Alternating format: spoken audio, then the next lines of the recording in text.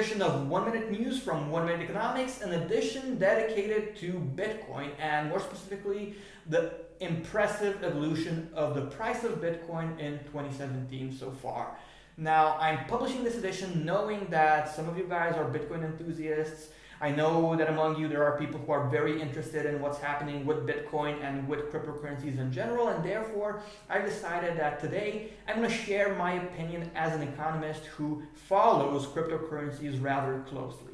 I am a small investor in Bitcoin. I dabble here and there, but I do follow cryptocurrencies pretty closely, and I do believe I'm pretty well connected to the cryptocurrency world. I've written a section about cryptocurrencies in my book. I have a video about Bitcoin. I sometimes mention cryptocurrencies on 1 Minute Economics, and all in all, I think I'm able to put a balanced perspective on the table and help you guys make sense of what's currently happening in the world of cryptocurrencies. Before starting, I'd also like to let you know that if you want to support the channel through a Bitcoin donation, you can do that. You can head on over to 1minuteeconomics.com where you can find my wallet ID as well as a QR code. So thank you in advance to any of you who want to support the channel this way.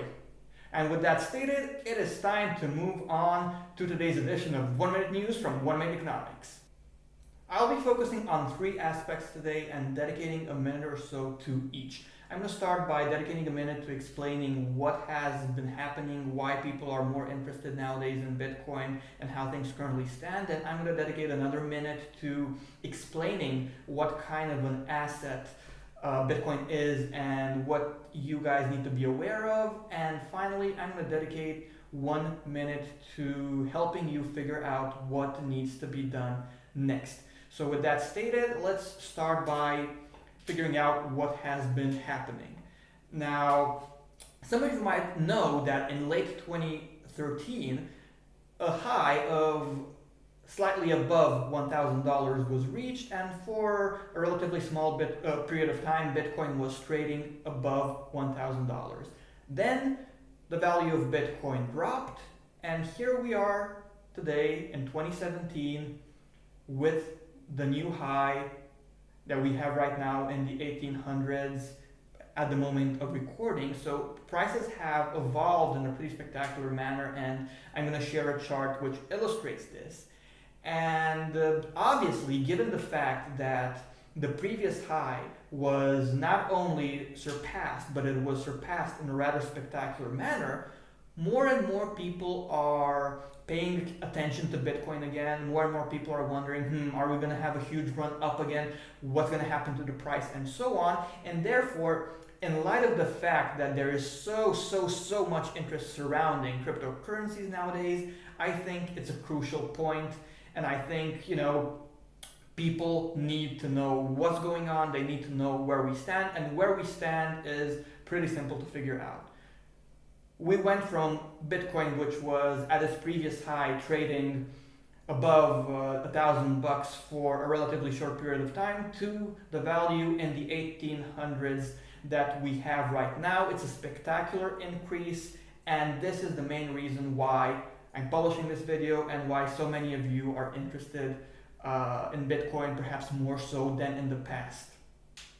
Before figuring out what to do next, it is, in my opinion, important to understand just what kind of an asset Bitcoin is. So please, let's dedicate just a minute to that. And I'm going to share an image, a pretty inspired one, which depicts the evolution of Bitcoin's price during the previous high as a roller coaster ride. And the first thing you need to understand about Bitcoin and cryptocurrencies in general is that we're talking about volatile assets. So if you're the type of person who checks the price of an asset 50 times a day and panics whenever things go wrong, then Bitcoin is probably not a good investment for you.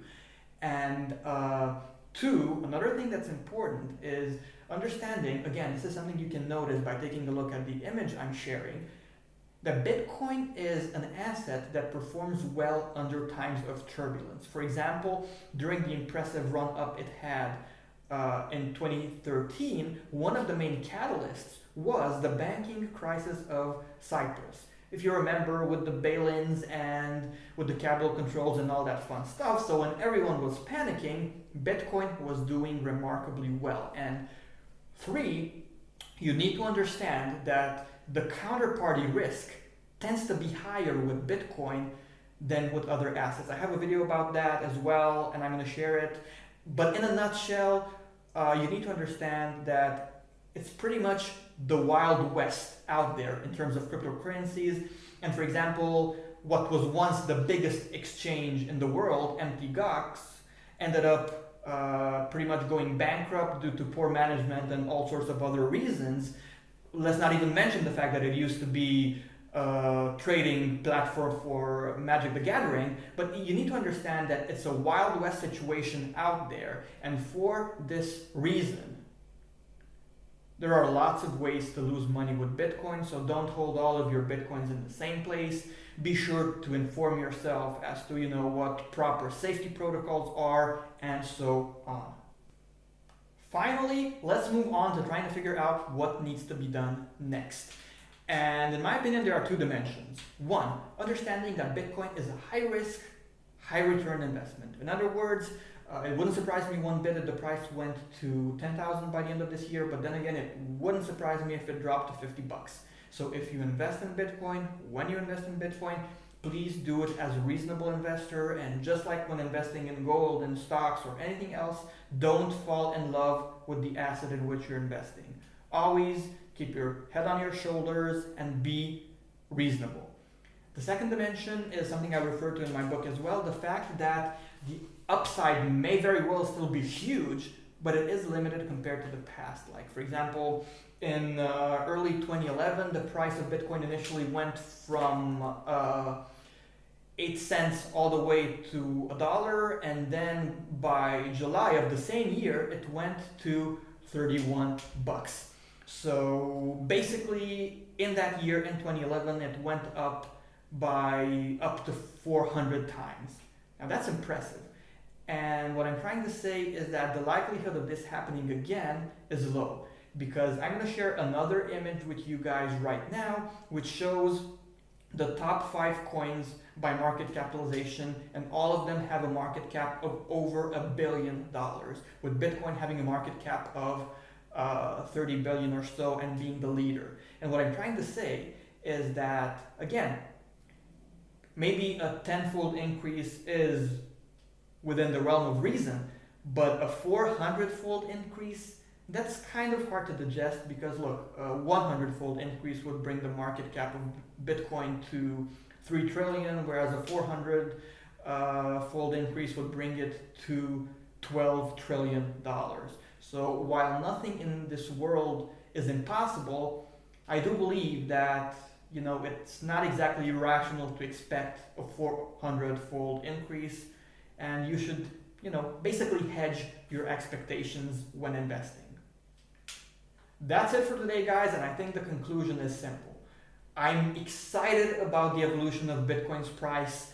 I think there very well may be lots of upside, but the same way, if you invest, you need to do it in a calm and rational manner. You should definitely not invest like a fanboy. You should behave like an investor, not a fanboy, and this goes for any asset class out there. So as excited as you may be, always think, always be reasonable, always have your feet firmly on the ground when investing. And on that note, I'd like to wish you the best of luck. I'd like to thank you for tuning in to this week's edition of 1 Minute News from 1 Minute Economics. And of course, if you want to support the channel through a Bitcoin donation, you can head on over to 1minuteeconomics.com, where you can find my wallet ID as well as the QR code. Also, as usual, if you can, please be active in the community, comment on my videos, like them, subscribe to 1 Minute Economics if you haven't by now, and if possible, share my videos with your friends. Thanks a lot, guys, and have an awesome week.